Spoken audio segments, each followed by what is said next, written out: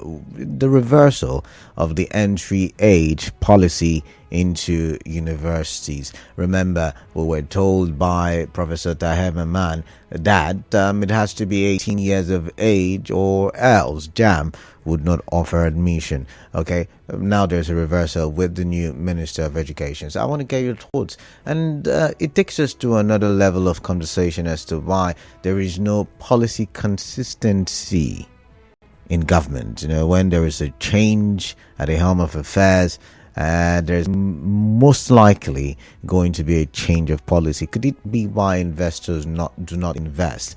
And could it also be, maybe if you look at it from, local government and state levels, could it also be hampering development, talking about continuity and continuation? They say, political scientists that is, that government is a continuum. At the top of each hour, we would have a news bulletin starting with the business update. The news update follows at 5, and at 6 we have the major news. Okay, so what do I have? Let's see, as big stories. I don't know. Today I am tempted to go beyond 3 big stories. And in subsequent weeks to come, on Fridays, we will look at the top stories for the week. I think that's something I want to start doing. So today I'm tempted to go beyond 3 big stories. But before I get to the extras, my first big story today has got to do with something happening in Rivers State. The federal government for a while has been telling Nigerians to embrace CNG vehicles, buses, taxis, cars, and they have been saying that they would advise Nigerians to go to centers that have been approved by the government, approved centers for conversion of their vehicles from petrol to CNG. However, recent days, the conversation took a turn because in Malaysia, they have come out with a policy saying no more CNG vehicles by mid-year 2025. And Nigerian government say, oh no, don't listen to that. That's because people have been using LPG, for CNG. And then, while I was listening to or reading the report where the federal government was allaying the fears of Nigerians, I was asking myself, what is the guarantee that Nigerians would not also try to use LPG as CNG? For instance, I remember when the price of petrol started going up, sometime last year, we saw Nigerians convert their generators from petrol to LPG. So these are some of the issues. Safety concerns is the major one. Yes, the president has said it's more affordable. You can get, I don't know how they calculate it now. My physics is also bad. But, the other day, the president was comparing it, 200 naira to 1,000 naira per liter of fuel. And I'm thinking, yes, it may be cheap, but are Nigerians now, okay, scratch that. Rivers people, are you willing to embrace CNG, as the fuel for your vehicle, as the fuel for, public transportation, as the fuel, for, buses that move from Rumokoro to Borokri or from, Eleme Junction to Mile 1 Park, from Chobat to Adajord? Are you willing to embrace it? It means that there is the possibility transportation may drop, the transportation fare may become cheaper. There is that possibility, but are you willing to embrace it given the debate that is ongoing? Because now they are launching the CNG buses. Is it buses now? I don't know, but CNG has been launched in Rivers State. It's a collaboration between the federal government and the NLC in Rivers State. So according to our in-house bulletin, the federal government will launch the longer-awaited compressed natural gas CNG initiative in Rivers State today. The launch is in collaboration with the Nigerian Labour Congress NLC in the state. Now, earlier, the president insisted that the CNG is a safer and more affordable alternative to petrol. It follows a report that the Malaysian government is planning to phase out natural gas powered vehicles by July 2025. Maybe they have other options. Maybe Malaysia is looking at electric vehicles. That could be an option. They've got maybe they've got gas powered vehicles. But then again, should we? I don't know. Should we be embracing, or why shouldn't we be embracing CNG, given that we are so rich in gas? I don't know. What are your thoughts? I keep going back and forth in my head. That's why I keep saying I don't know. Because as I'm talking, I'm looking and I'm thinking at a point and I'm like, okay, that makes sense to me. And then there's a counterpoint in my head. Yeah, my head is usually that messy sometimes. But let's move on now to the second big story. And the second big story is really interesting. It takes us to the economic sector. We'll take a look at the economic sector. So the Minister of Finance has been trending, for most of today. He's been on the pages of newspapers, has been on television screens, and now I'm talking about him. Wale Edu came out to say yesterday that he appreciates Nigerians for their tenacity, for their endurance, that it is their endurance that has got the country to where it is, because the country is now beginning to reap the fruits of reformative policies by the President Bola Ahmed Tinubu. And then I asked myself, what are these what are these fruits of the reformative policies? Because Nigerians are saying times are hard, times are bad. And one extra big story that I want to bring your way is what the Vanguard is reporting, saying about 133.1 million people will be hit by hunger sometime next year because of the various activities happening in the country, flooding, insecurity, the economy itself, inflation and all the likes.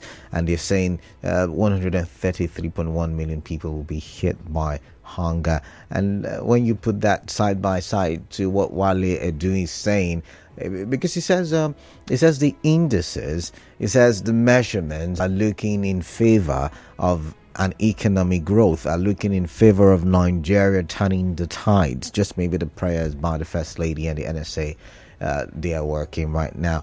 But I want to get your thoughts on that one. Okay? Do you think indeed it has started yielding results? It's on one of the newspapers, I think it's the Vanguard, so that we can read what he meant by the reformative policies are beginning to take shape. All right. By the way, I would love to take you to Kano State. Really interesting politics playing out there. I'd love to take you to Abia State as well. So you just stay tuned. Let's take a look at this, appreciation from the federal government. Do you feel appreciated? By the way, as a Nigerian that you are, do you feel appreciated? Anyways, I'm going to quickly. Oh, my network is slow. Sorry about that. I had it stored and I just seem to.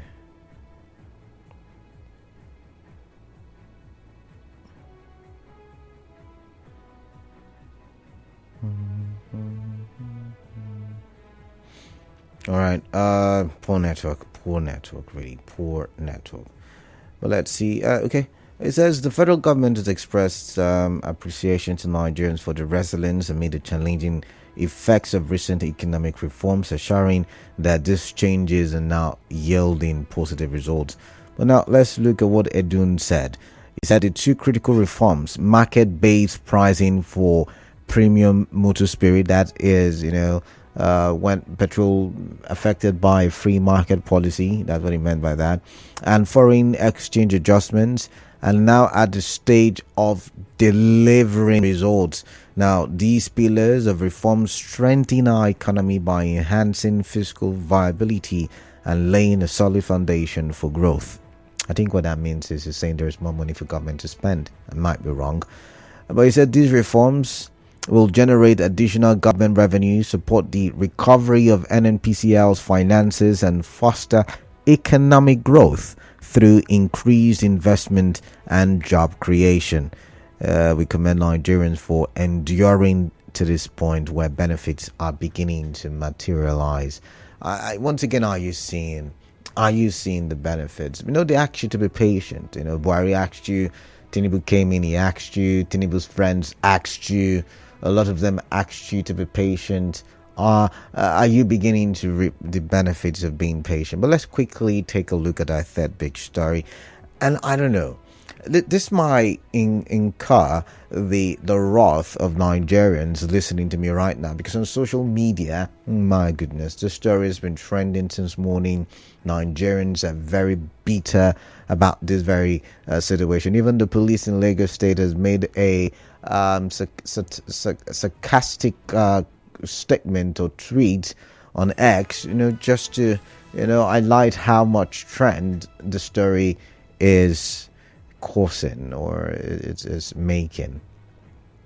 So you would remember, I think we talked about it on Big Stories, Alex Ikweche, the lawmaker representing Abat North and South at the House of Representatives, was caught in a video, releasing some unprintable words, threatening to make a Bolt driver disappear, threatening fire and brimstone.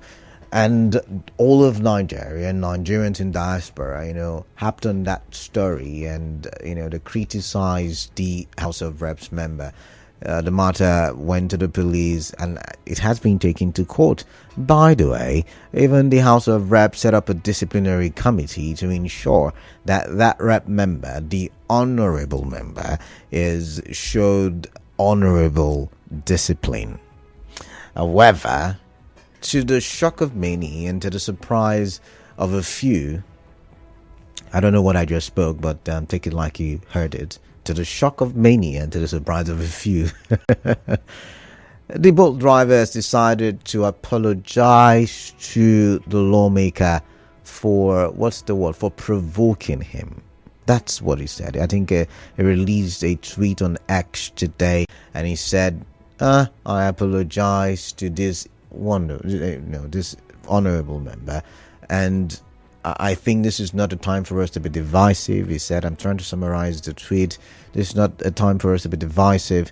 This is a time for us to put hands together and ensure that Nigeria works. And I'm wondering, can Nigeria work, if things like this, or if cases like this are handled like this? I understand out of court settlement, but this is not the first time we've seen it. For more talk, news and sports, stay tuned to Nigeria Info. This is not the first time we've seen it. After this. Honorable We are back. Such manner. And so this is your number one talk station. Back to the conversation. Nigeria Info. The reason we have the kind of leadership we have and we've had over the years. And that's a conversation I'm like, maybe I should even talk about it extensively. I don't know. I'm still trying to make up my mind. But I want to get your thoughts on this, really. He just did not apologize. He says we should all work together for the development of the country. So what are your thoughts on that one?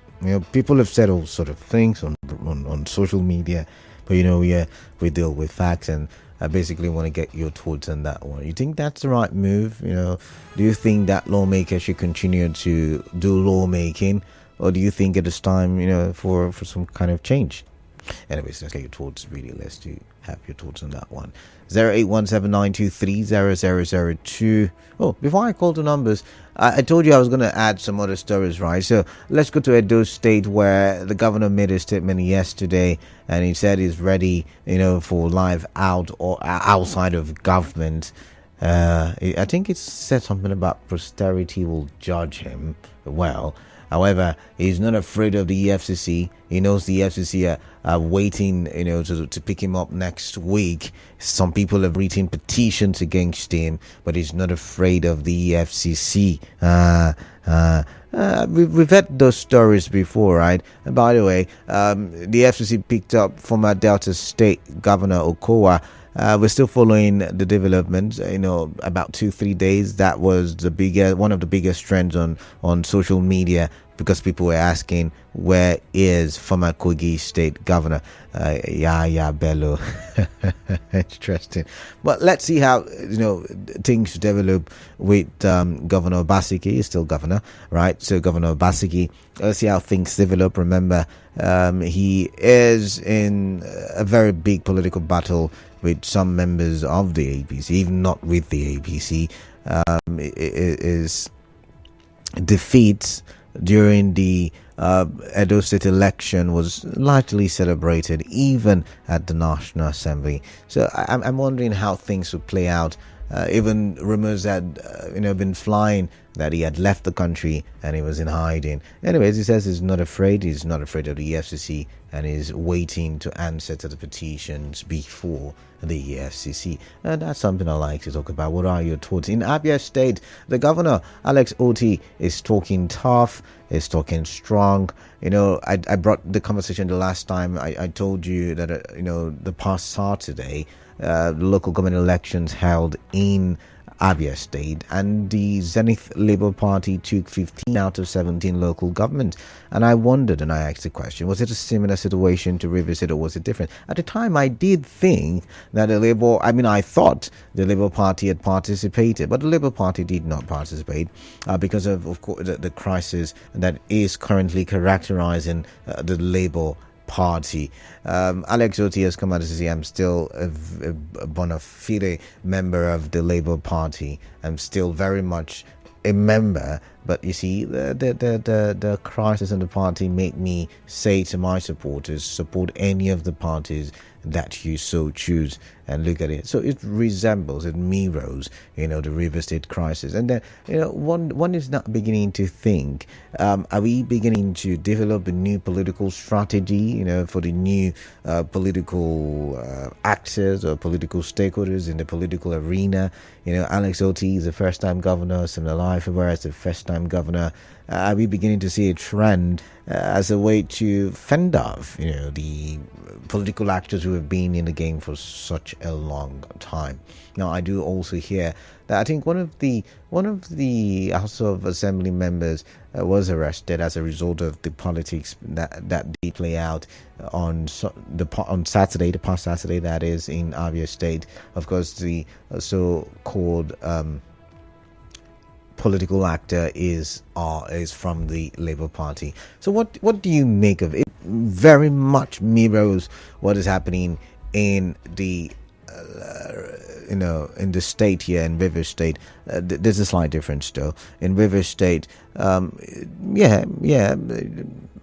PDP is fighting. I mean, that's not even a difference. It looks very much like what is happening in Abia State, because even there, the members of the Labour Party seemingly are fighting with Alex Oti. Interesting, right? But what do you make of that development? Let's see. Let's go to Kano State, where in Kano State, we are being told by Abba Yusuf, the governor, that he's being asked to fight his... is it benefactor they call it? Is it what they call him now, right?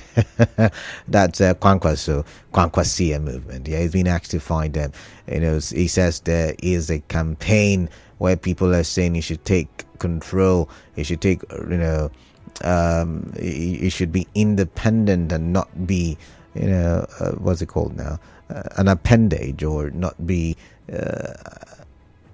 Not be the word I'm looking for to describe it is not coming to me, but you get the point. Not be a political godson anymore, but it should stand independent. And Abba Yusuf is saying that is totally unpolitical, if there's a word like that. That is totally unacceptable. I have followed Kwankwaso for 40 years, and now I am a governor. Why should I turn my back on him? But it sounds very familiar as well. Usually the godsons don't want to turn on the godfathers, and eventually it gets to a breaking point. Do you see that happening in Kano State, given all of the political intrigues that have happened in the state? The NNPP has been in a very tough battle with the APC in that state from the onset, from when Abba Yusuf entered into the government house there. It's been an interesting battle, from the demolition of properties acquired and built by the previous administration of Abdullahi Ganduje, to the back and for the court cases. I mean, I'm talking about the tribunal cases, and it's been really a great battle. But just to cap it, the PDP is saying, is it the PDP now, or is that Sheyi Makinde and Saraki, former Senate president?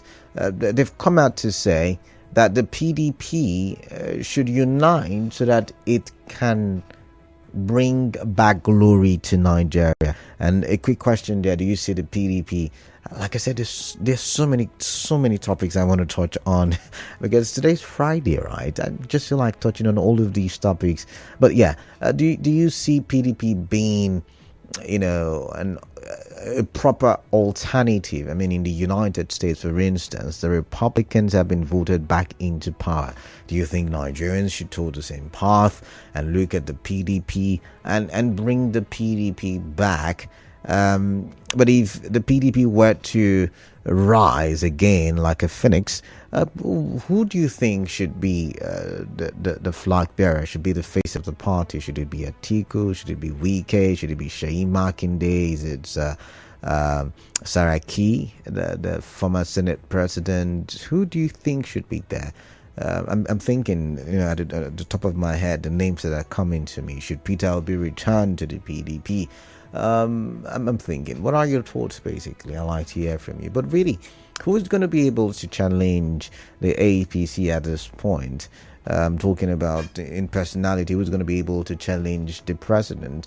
And will the person be willing to stay at them? Remember, what's his name now? Okugbe had said that there is some gentleman's agreement between the northern part of the country and the southern part of the country. Anyways, let's get down to business. If you let me, I bring up all the headlines that have made the news today, because a lot of interesting headlines. But let's go to the phone lines now. 08179230002, 08179230003, 08179230007. Those are the call numbers. And I am Kalada Kurubatubo. You're listening to Hard Facts in 92.3 Nigerian. You could also send me WhatsApp messages 0809 0306416. I've got a gift from Yenigua Gift. Welcome. What is on your mind? 2 minutes, nothing more. No problem. Good afternoon. 2 minutes is 2 minutes. All right then. Let me start with the last one concerning the PDP you talked about. You mentioned a lot of names. The one that got me is the one of Peter Obi. So others will build, then you will come to become what? Presidential candidate. You only go to places that people have prepared for you to eat. It will not work that way, and it will never happen. Makinde and Bukola Saraki, to me, is not bad. Trying to put your house in order is a very welcome development. No cause for alarm. But I don't think for now anybody can be able to challenge Bola Ahmed Tinubu 2027. It will crush every other candidate that will come from any political party. I bet you on this one, Kalada. I tell you. All right. Let me address the one of CNG. The CNG boss is like Eagle has landed finally.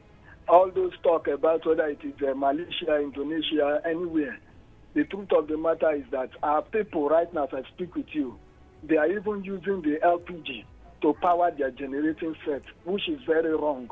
Instead of compressed gas, this is what Nigerians we are doing now. The government should just call them to order. The CNG, as far as I'm concerned, all over the world, people are making use of them. So it's a welcome development. And the man that was trying to play politics in Rivers State, Joe Ajaero, should be careful and remove himself from anything politics. All right. I'm warning that man. He should be careful. All right. You're not a politician. Keep yourself that way. Far from these issues in Rivers State. Okay. Thank you. Thank you. Moving on now. I've got Clinton from Bori. Clinton, welcome. What is on your mind? I'd like to hear from you. Hello, good afternoon. Let me start from where my brother stopped. CNG is a very good alternative to PMS. Mr. President, I want to commend you for bringing these things back to River State. It's not just about commending. Are you going to be embracing it? Definitely. If I see that it's affordable and it's better, it's safer, it's eco-friendly, why won't I embrace it, Chikalada? So this is what we are saying. We should look for initiatives that can also make things better for Nigerians.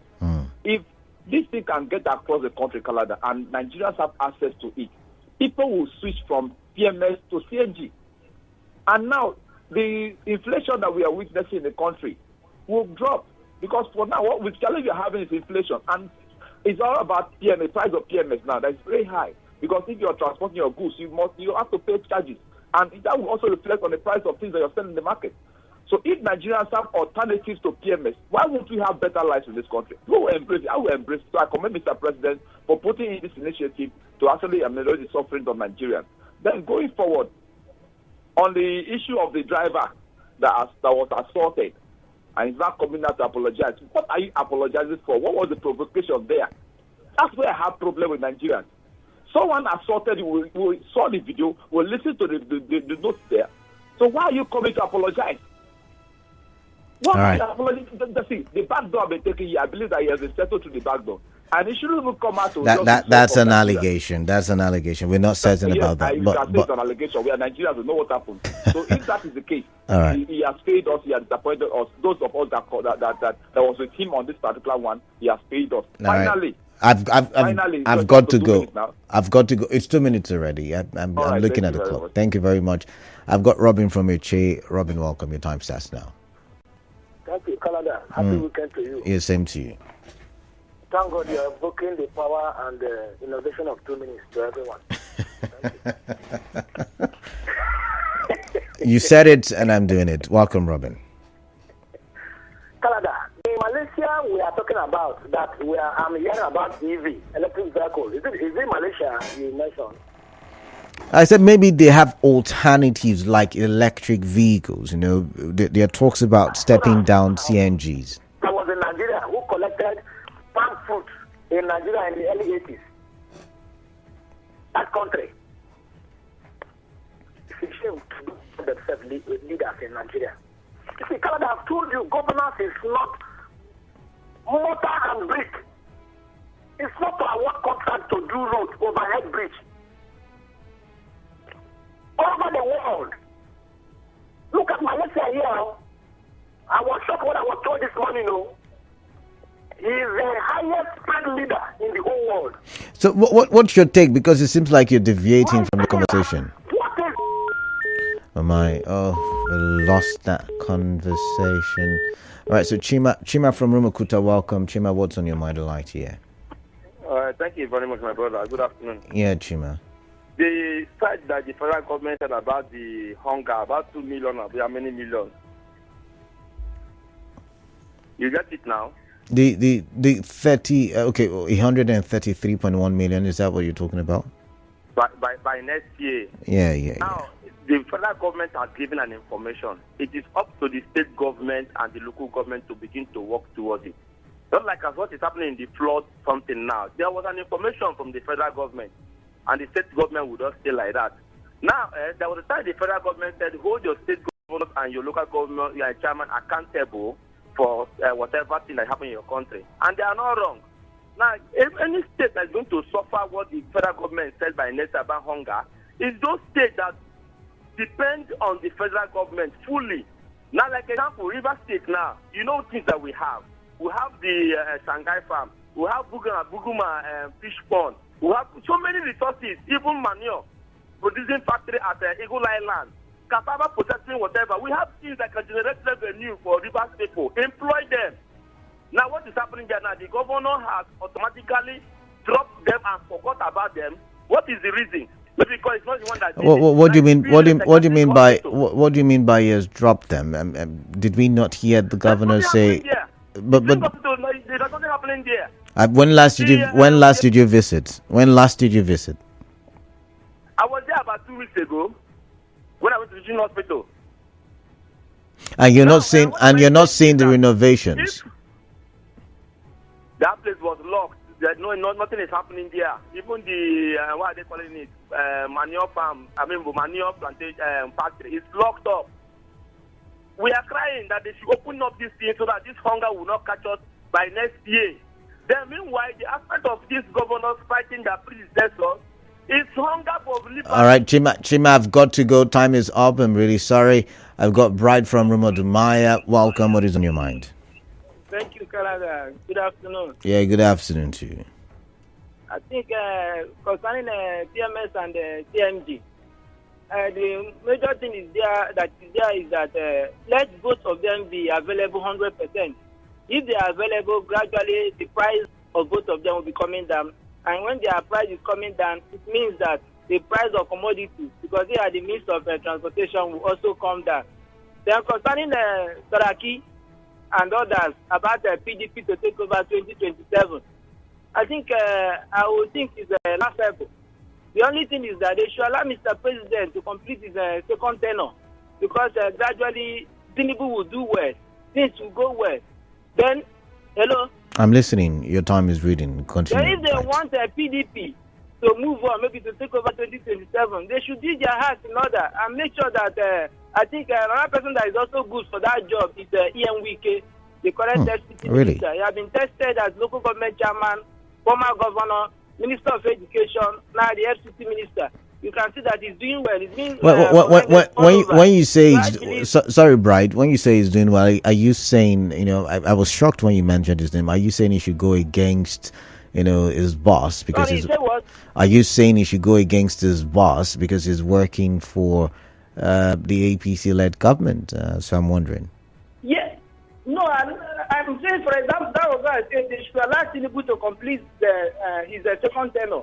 Then if there's any other way, I think the only person that I think is good for the job, who is also part of this current government, is Ian Wike, the SCT minister. All right. I think there's no way also him also will come out and contest. So the only thing is for Tinubu to complete his second tenure. All right. Then for the rep man and both person, your time is up. I believe that are the last caller stage. Your time is up, Zion. 2 minutes gone. Sorry, I said Bright. It was Zion from Jerry. I think we lost that connection there.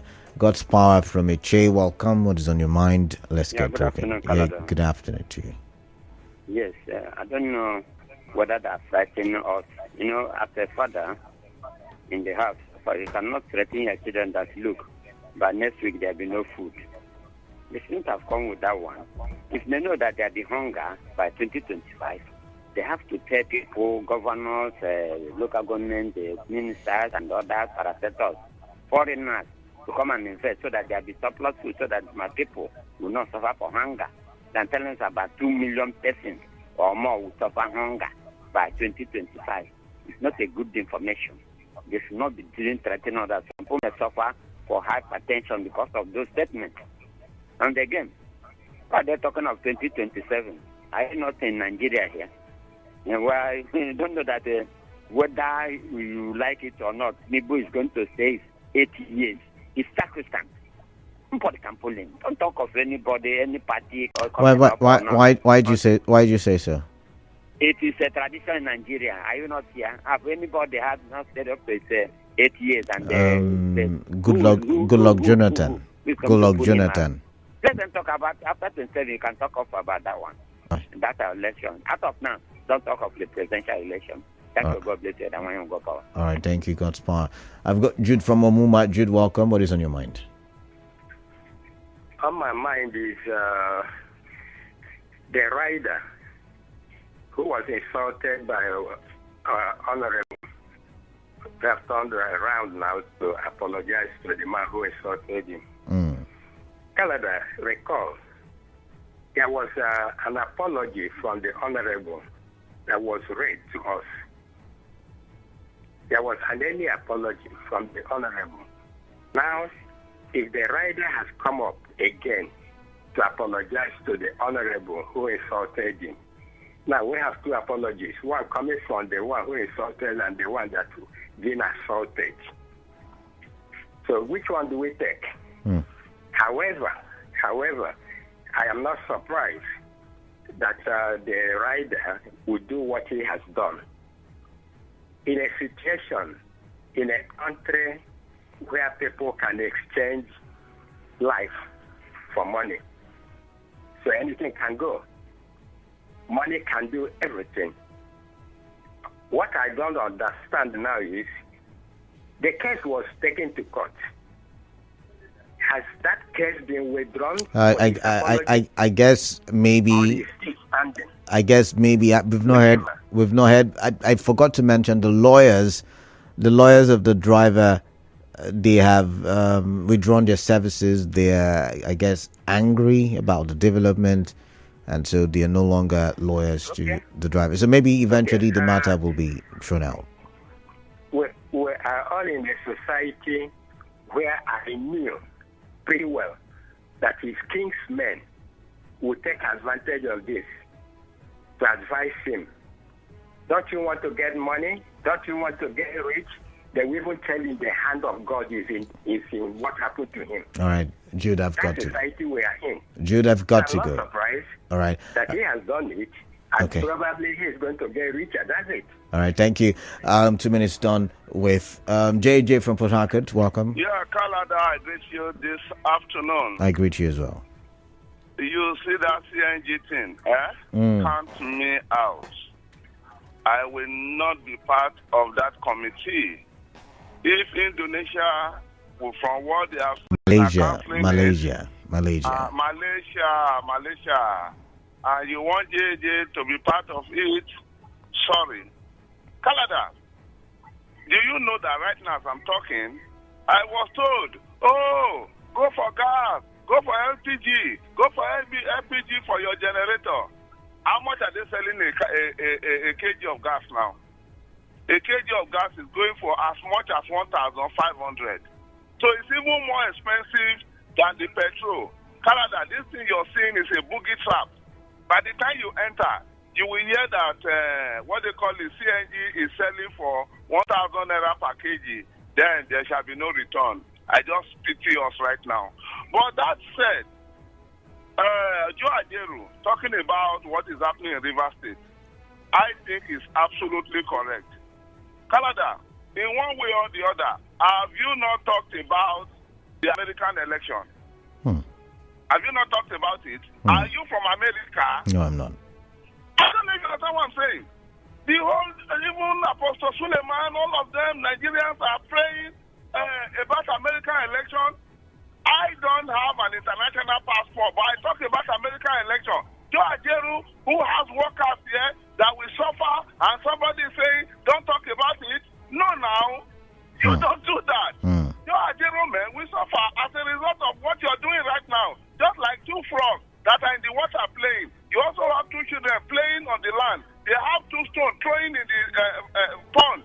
What happened? The frog were saying that, the toad now, are saying that what these children are using. All right, JJ, your time is up. Your time is up. No, your time, no conclusively. All right, thank you. I've got Daniel from Transamadi. You all made the rules. You said 2 minutes. I'm keeping to the rules. Daniel, welcome. What is on your mind? Please tell me. Yeah, Canada, good afternoon. Yeah, good afternoon, Daniel.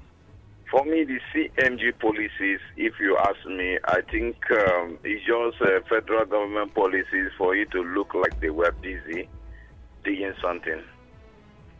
Because you look, ask yourself a question. We live in Nigeria where there is so much inflation.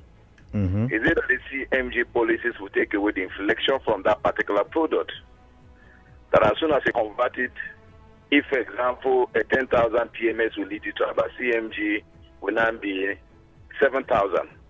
I don't think so. Because even some people who converted their gasoline generator to CMG, they are even turning back to gasoline generators, which is PMS. Because you need to look at the cost. No, what they converted to was LPG now. So there's a difference between the LPG and the CNG. The LPG they converted, how much is it per kg? So I hear the CNG is way cheaper than the LPG. That's what I'm saying. Yes, I think the kg of it is about 920. That has to do with the diesels.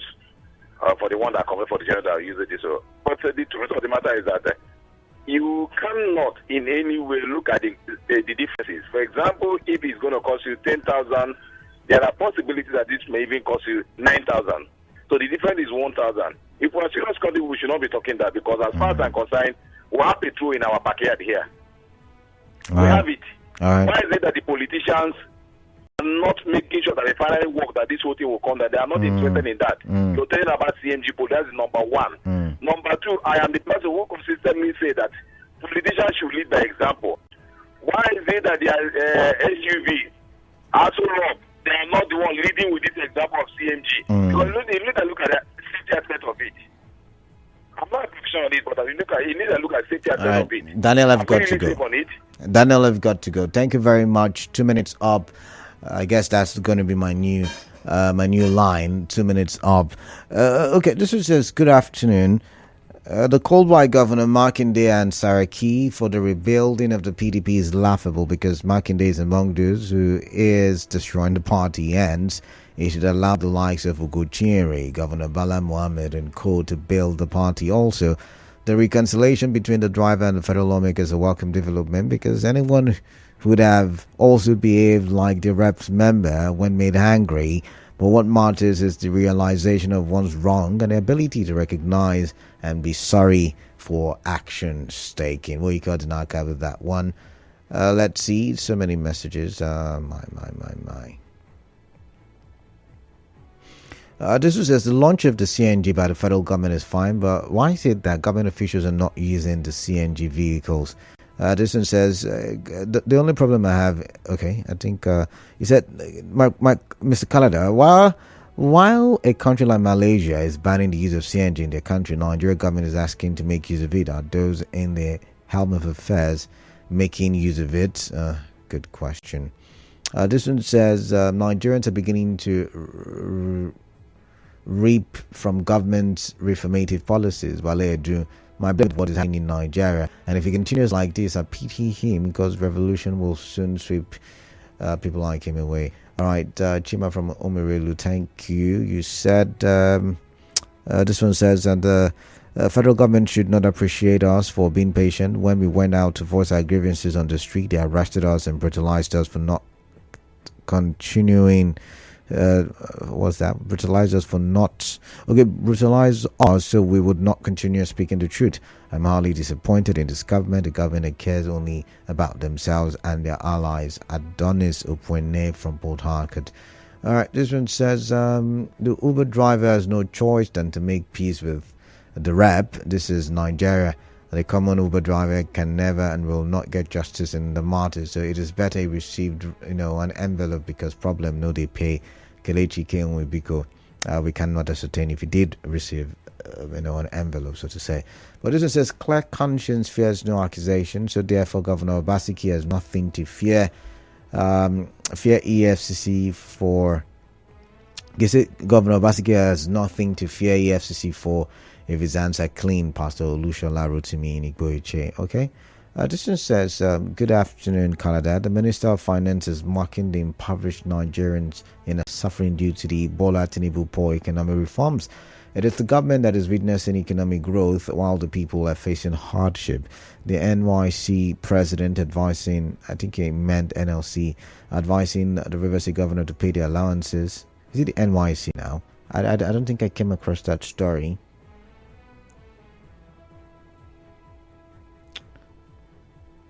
Okay, I think it's NYC, but I didn't come across that story, so I'm not going to take it. It wasn't part of my big stories.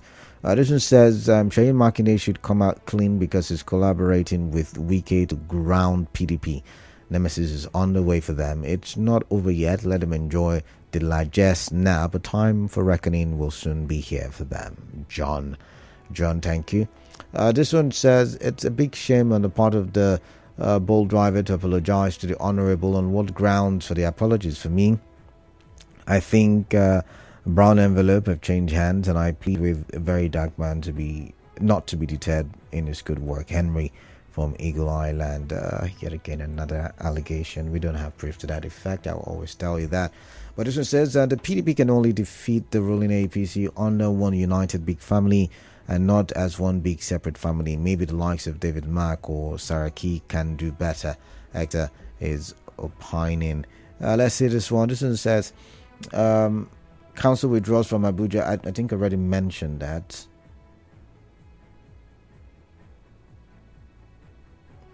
I think I already mentioned that, so I'm gonna move on now. This one says Obaseki should not be worried, like he said, if he knows he has nothing in his cupboard.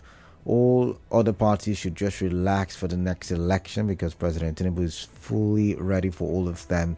Because if you watch well, you will see that all his move is for the next election. What can only remove him is if all Nigerians don't vote for him.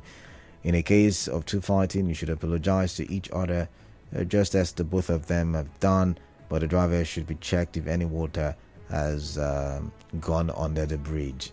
He said CNG is cheap and eco-friendly, but it is not safe at all. What if you got hit from the back and it explodes? Fuel is better. Our government should work for us and stop giving us stupid ideas. Churchill texting. But Churchill, even with petrol, if you have an accident, there's a likelihood of an explosion as well. So all of them are flammable. Yes, all of them are very much flammable. This one says, "Good afternoon, Canada. It's only a strange person and uninformed persons that can canvass." Okay, now I'm going to end it there, because everybody's entitled to their opinion, right? He said a good formidable opposition party should come together and wrestle power out from this clueless government. Pastor Sunday Rumiko. All right, moving on. This one says, I doubt if Nigerians are ready for CNG compressed natural gas. But then you went ahead to talk about the bull driver. You say making a U-turn begs Abia Lawmaker. Nothing goes for nothing. The guy don't cash out. Hunger is real in Nigeria. Thank God ability to agree with that one. This is where I step on the brakes for now. I mean, I have to step down the big stories to make way for another conversation. But first, let's take a listen to the business updates.